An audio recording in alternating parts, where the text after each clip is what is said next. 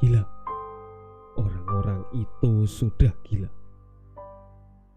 Itu kenapa toh Pak? Kok nakutin amat? Bapak tidak segera menjawabku. Ia masih melirik-lirik di antara warga desa lain sembari melihat pada kedua orang yang sekarang sudah terbungkus kain kafan sepenuhnya. Sumpah pocong, jawab si bapak. Mereka adalah Pak Kadirin, suami dari Bu Denok, dan Imah, anak dari Pak Raji. Aku sempat mendengar Pak Rusli sudah bertemu dengan mereka untuk menengahi permasalahan mereka. Tapi aku tak menyangka hasilnya akan seperti ini. Setelah terbukti bahwa janin di perut anak sundal itu bukan anak saya, keluargamu juga harus meninggalkan desa ini malam ini juga, teriak Pak Kadirin yang sudah terbungkus kain kafan. Ia pun segera mengambil posisi di sebuah tikar yang telah disiapkan bersama beberapa saksi.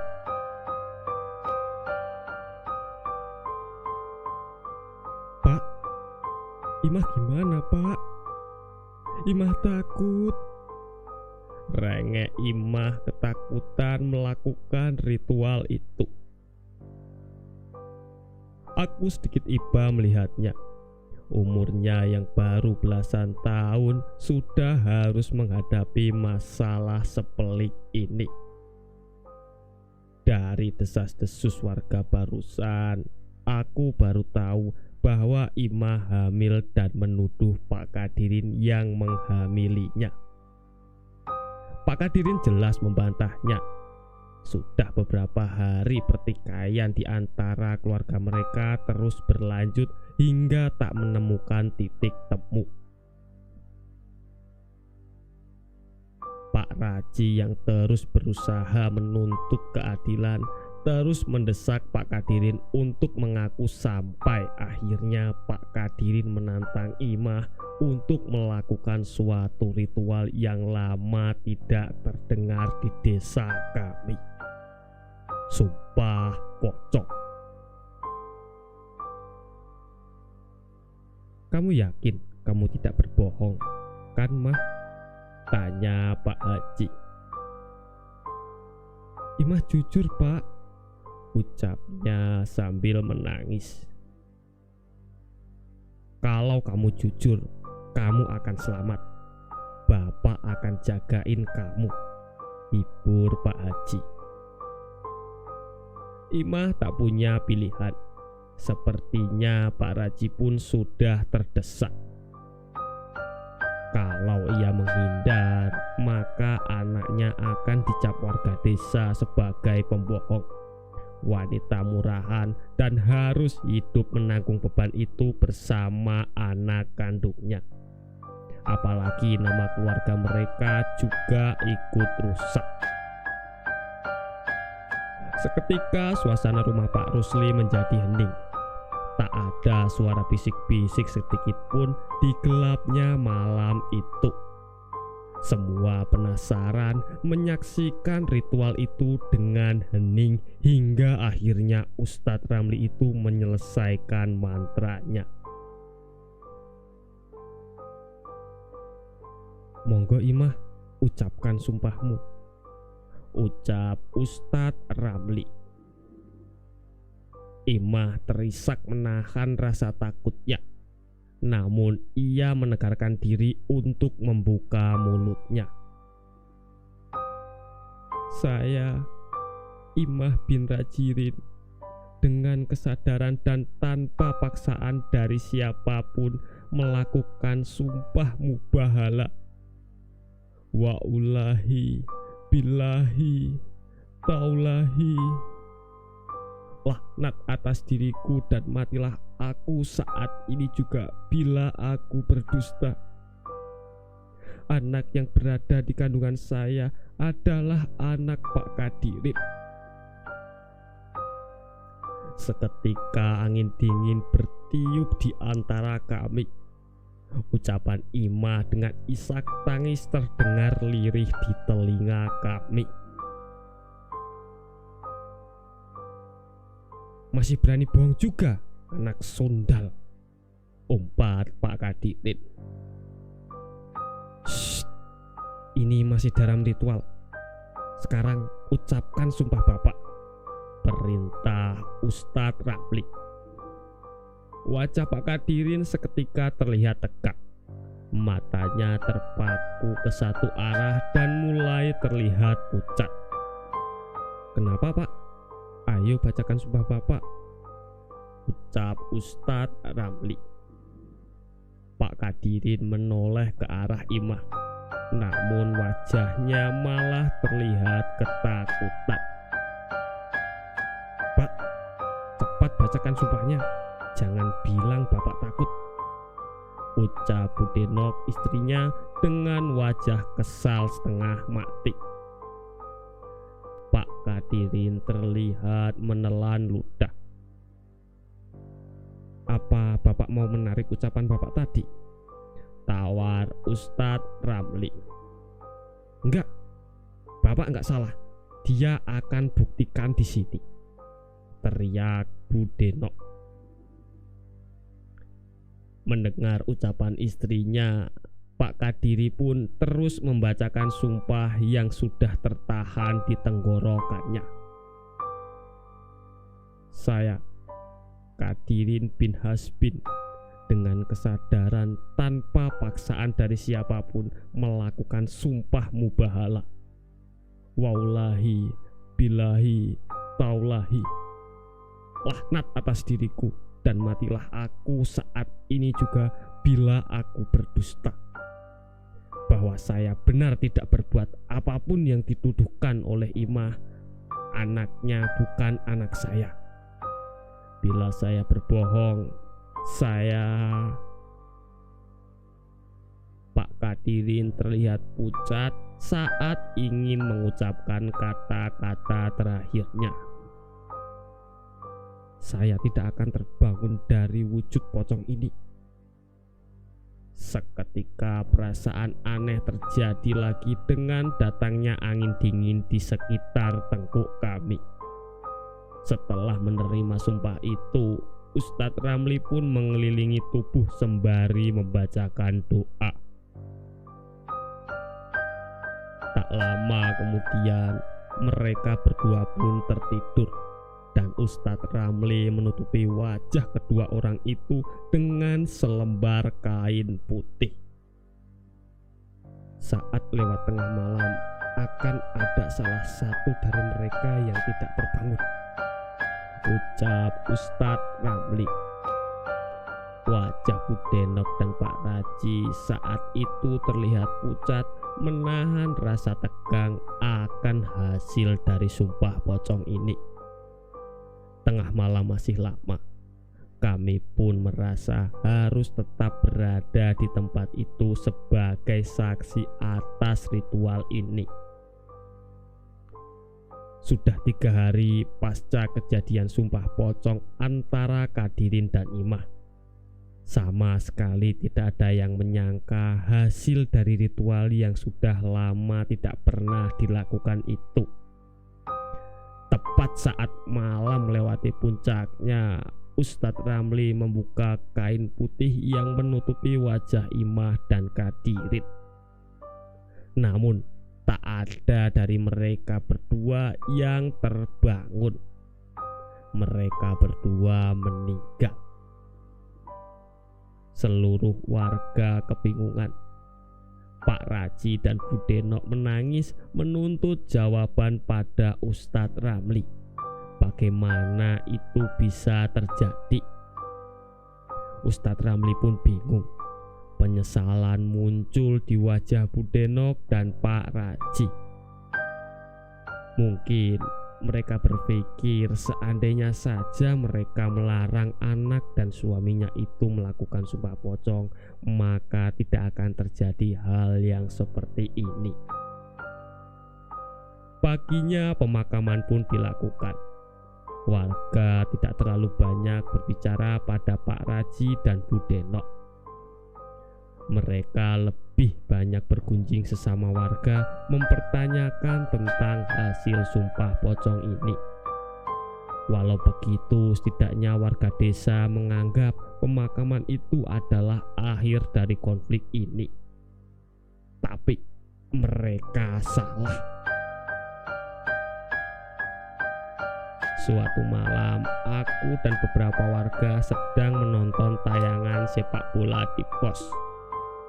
Di masa itu, televisi masih merupakan barang mewah dan tidak semua orang bisa memilikinya.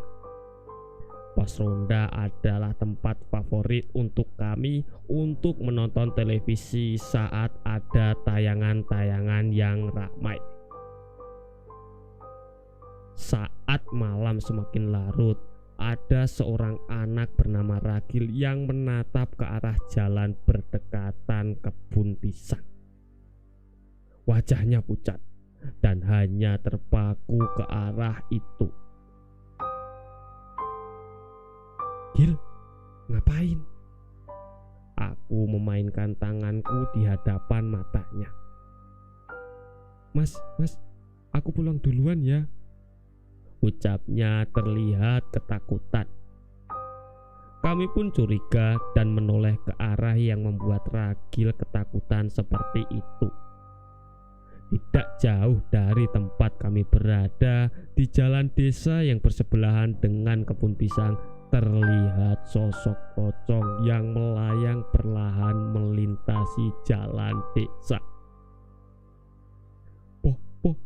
Pocong. Semuanya melihatnya dengan jelas. Itu bukan bayangan putih layaknya asap, tapi sosok makhluk yang terbungkus kain kafan lusuh yang melayang.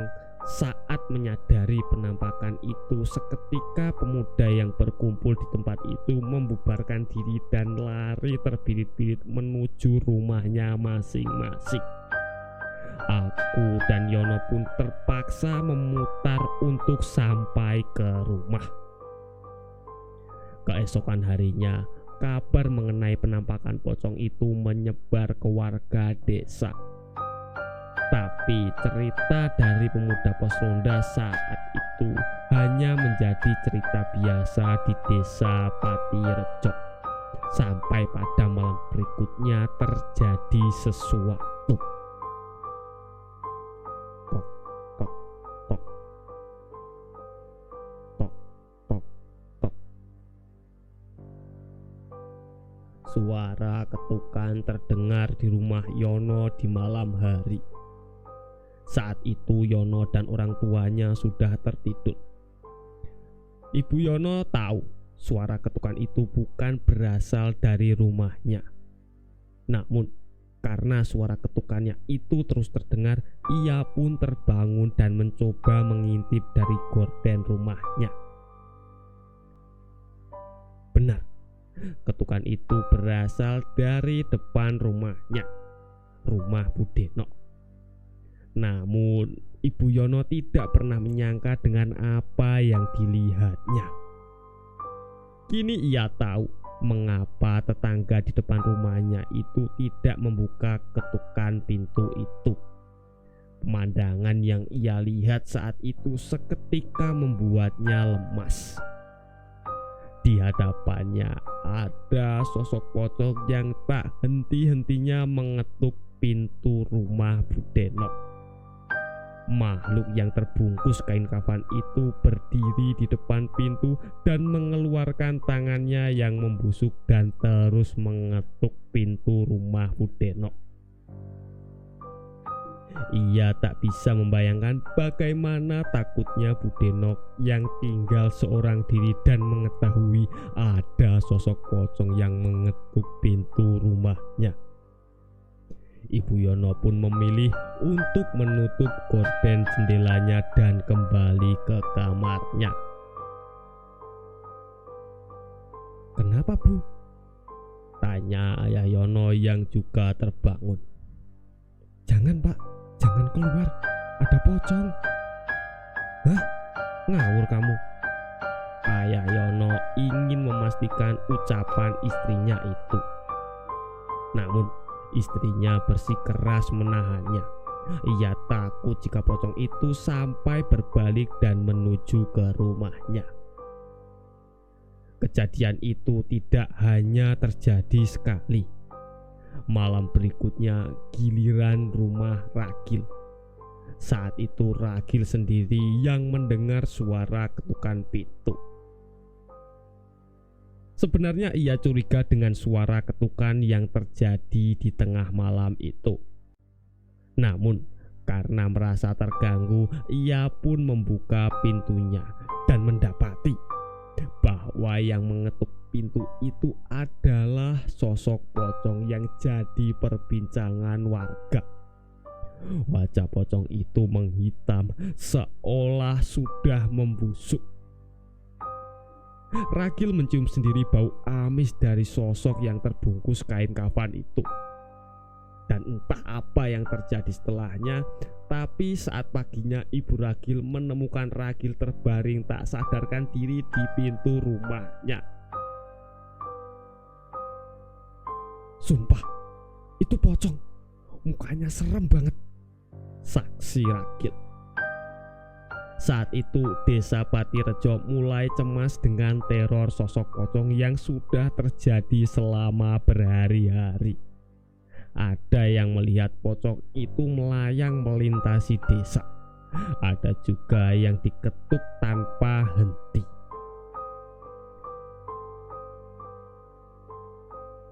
Saat itu Desa Patirejo mulai cemas dengan teror sosok pocong yang sudah terjadi selama berhari-hari. Ada yang melihat pocong itu melayang melintasi desa.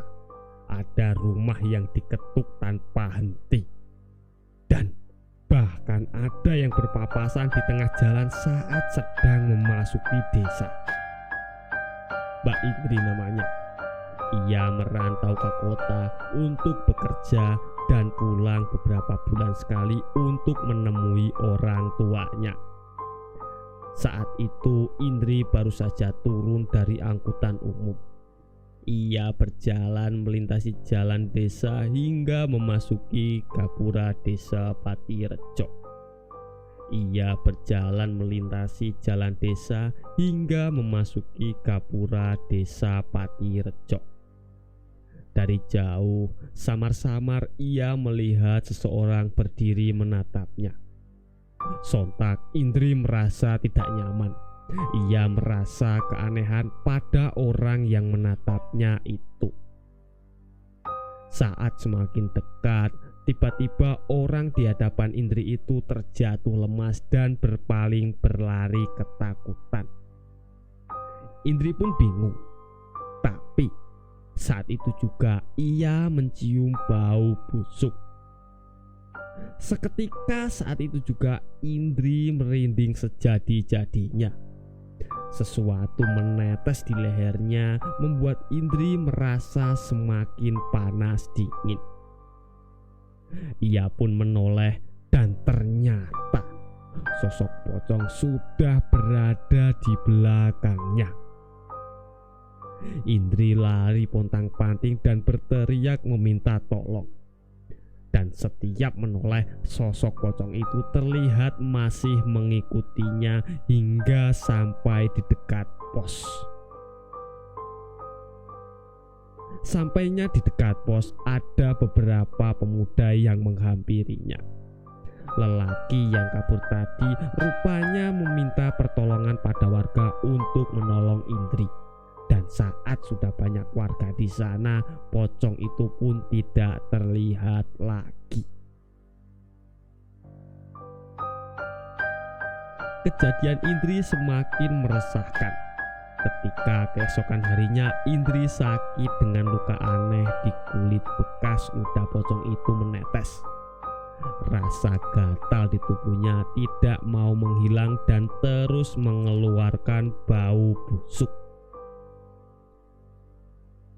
Keresahan warga pun semakin memuncak saat mereka mencoba melindungi diri dengan menaburkan garam kerasa di sekitar rumah mereka agar tidak didatangi pocong itu.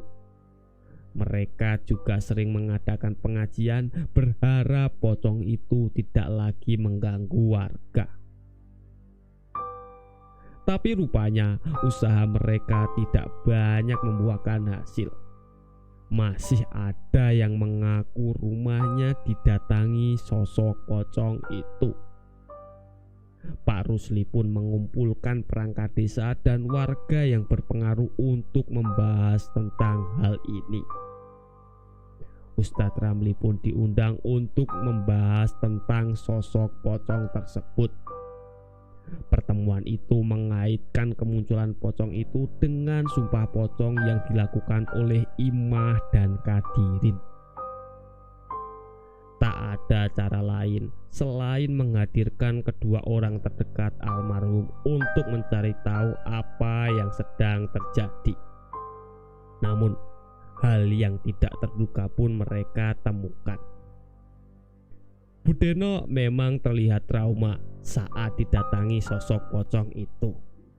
Namun sejak saat itu ia selalu mendapat mimpi bahwa ia didatangi oleh suaminya.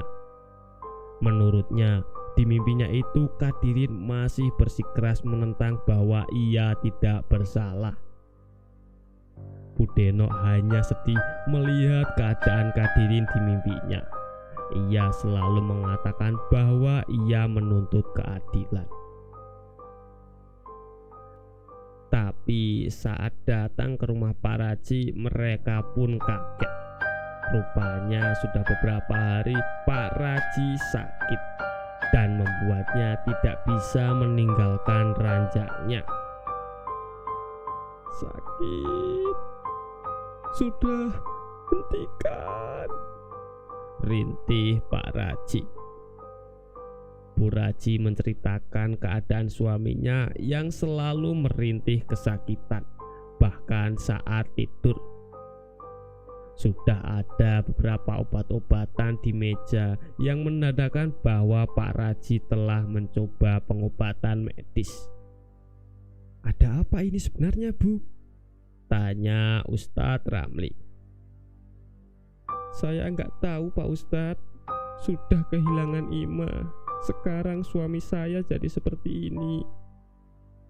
Ustadz Ramli pun meminta izin untuk memeriksa Pak Raji. Ia melihat kejanggalan pada penyakit yang dialami olehnya. Ada luka koreng di kulitnya yang terus mengeluarkan bau busuk. Tubuhnya kaku, kesadaran terganggu. Pak Raji selalu berhalusinasi melihat sesuatu yang membuatnya ketakutan. Pergi, pergi, pergi. Pak Raji menunjuk ke arah jendela. Ia benar-benar ketakutan dan berusaha menutupi matanya. Ustadz Ramli pun menoleh dan ia terperanjat melihat sosok pocong berdiri di luar dari balik jendela itu. Astagfirullahaladzim. Istighfar Ustadz Ramli. Ia pun membacakan ayat kursi dan doa-doa di tempat itu juga. Sosok pocong itu menghilang. Namun Ustadz Ramli tahu ia akan kembali lagi. Kini ia yakin kemunculan pocong itu berhubungan dengan Pak Raji. Sulit untuk menolong Bapak, ucap Ustadz Ramli pada Bu Haji. Maksudnya gimana Pak Ustadz? Penyakit itu sudah menggerogoti tubuh Pak Raji dan dia diganggu oleh makhluk halus. Saya bisa saja meminta bantuan kiai di pesantren untuk meruqyah Pak Raji. Tapi semua Allah yang menentukan. penderitaan Pak Raji bisa berakhir dengan kesembuhan atau dengan kepergiannya. Jelas Ustadz Ramli. Bu Raji dan Pak Rusli yang mendengarnya pun cukup bingung. Tak ada yang menyangka Pak Raji yang sebulan lalu masih sehat kini jatuh terpuruk dengan penyakit yang sangat mengerikan. Namun setelah tahu usaha medis yang dilakukan tidak berdampak, Bu Raji pun menyerahkan pengobatan suaminya pada Pak Ustadz. Kiai Gustaf namanya. Ia datang beberapa hari kemudian bersama beberapa santrinya atas permintaan Ustadz Ramli dan Pak Rusli selaku kepala desa. Ia datang bersama beberapa santri ke rumah Pak Raji. Seusai menunaikan sholat maghrib, Kiai Gustaf dan para santri mendoakan Pak Raji dan membacakan ayat-ayat suci di kamarnya. Alunan ayat-ayat suci itu membuat Pak Raji meronta-ronta. Ia merasa tidak nyaman dan terus berteriak.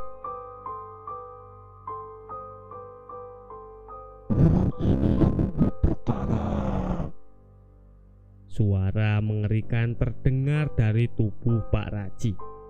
Jelas itu bukan suara Pak Raji. Slap. Tiba-tiba listrik di rumah itu mati tanpa sebab. Kegelapan menyelimuti kamar Pak Raji dan membuat para santri gelisah. Semua santri membaca istighfar dengan apa yang terjadi. Semua tenang. Lanjut ayat kursi kalian. Perintah Kiai Gustaf. Brak. Daun jendela terbanting begitu saja. Angin kencang berhembus bersama masuknya cahaya bulan yang sedikit menerangi kamar. Dan sekarang dia ada di sana. Iya, pocong itu ada di sana. Ia berdiri menginjak wajah Pak Raji yang tak mampu melawan.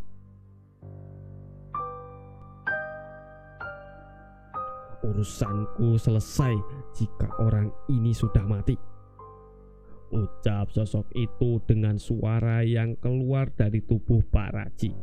Sementara pocong itu hanya diam menatap tajam pada Kiai Gustaf. Aku tak ada niat untuk berbicara dengan setan, ucap Kiai Gustaf yang sangat tegas membaca doa-doa dengan tasbih di tangannya. Pocong itu terlihat gelisah. Ia geram. Suara rangannya terdengar membuat siapapun di ruangan itu merinding. Tak lama kemudian pocong itu menghilang. Mereka hampir saja bernapas lega. Tapi tiba-tiba seorang santri berdiri.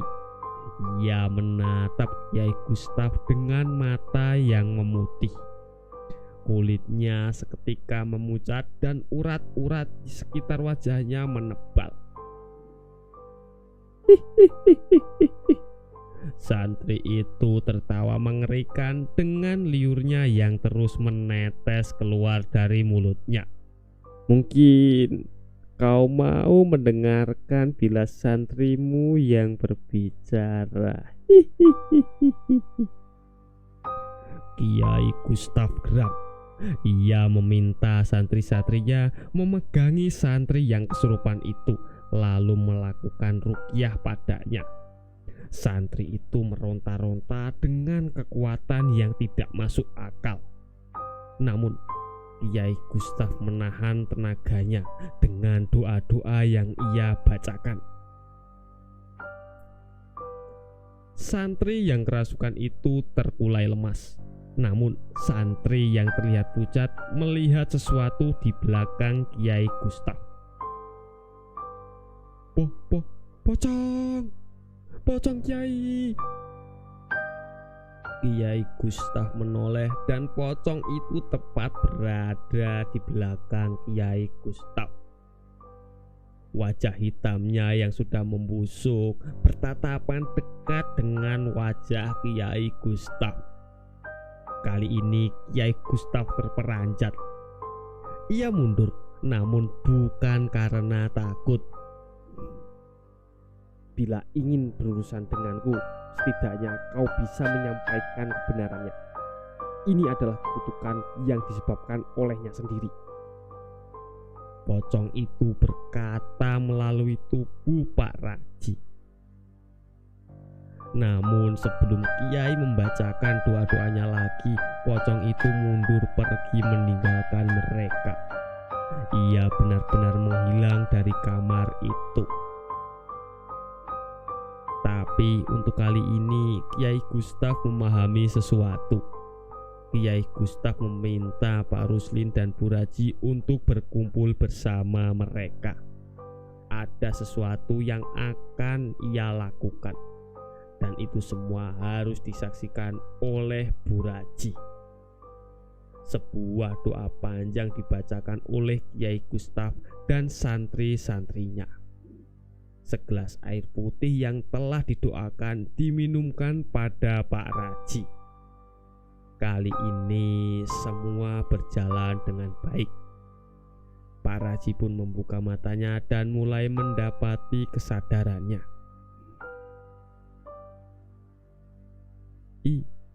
Ibu, alhamdulillah Pak.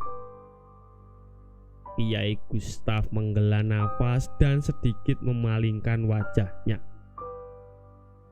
Bu, ikhlasin Bapak ya. Bapak sudah berbuat salah yang tidak termaafkan. Maksudnya apa Pak? Bapak sudah sadar, Bapak sudah sehat, sebentar lagi pasti pulih. Pak Raji menggeleng mendengar ucapan itu. Bu Raji menoleh pada Kiai Gustaf. Ia hanya mengangkat tangannya menunjuk agar Bu Raji terus memperhatikan ucapan suaminya itu. Demi Imah, Bapak berbuat dosa. Imah mati karena dustanya. Tapi Kadirin. Pak Raji menangis, meneteskan air mata penyesalannya. Bapak yang meracuni Kadirin.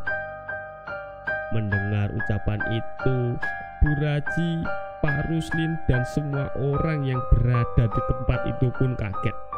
Ini mereka tahu penyebab mengapa sumpah pocong itu memakan 2 korban. Imah hamil. Ia dijebak oleh Sasto, warga pendatang desa sebelah yang tiba-tiba menghilang. Ia dibawa ke sebuah gubuk. Dia diperkosa oleh Sasto dan teman-temannya yang mabuk. Saat itu ia tersadar seorang diri di gubuk dengan tubuh yang sudah ternodai. Dan saat ia ingin pulang, ada Kadirin yang berada di tempat yang tak jauh darinya. Imah cerita begitu Pak. Enggak Bu, Imah enggak pernah cerita. Bapak tahu dari orang yang menjual minuman itu ke orang-orang itu. Saat Imah hamil dan menuduh Kadirin, Bapak enggak mau warga tahu kebohongan Imah. Saat sumpah pocong diputuskan, Bapak memutuskan untuk membunuh Kadirin untuk membersihkan nama Imah. Astagfirullahaladzim Pak. Semua orang di ruangan beristighfar saat itu. Bapak berdosa pada Ibu, Bu Deno, warga desa, dan juga sama Imah. Biarkan Bapak menebus dosa Bapak. Suara tangisan Bu Raji memenuhi ruangan itu. Ia tahu kepergian suaminya sudah tak bisa dihindari lagi. Setidaknya kali ini ia tidak pergi dengan tersiksa dan bisa mengakui dosa-dosanya sebelum kepergiannya. Malam itu Pak Raji mengembuskan nafas terakhirnya. Kabar itu menyebar cepat ke warga desa termasuk ke Budetno. Ia yang mendengar pengakuan itu langsung dari Bu Raji yang ditemani Pak Ruslim pun tak mampu menahan tangisnya. Kadirin gak salah apa-apa.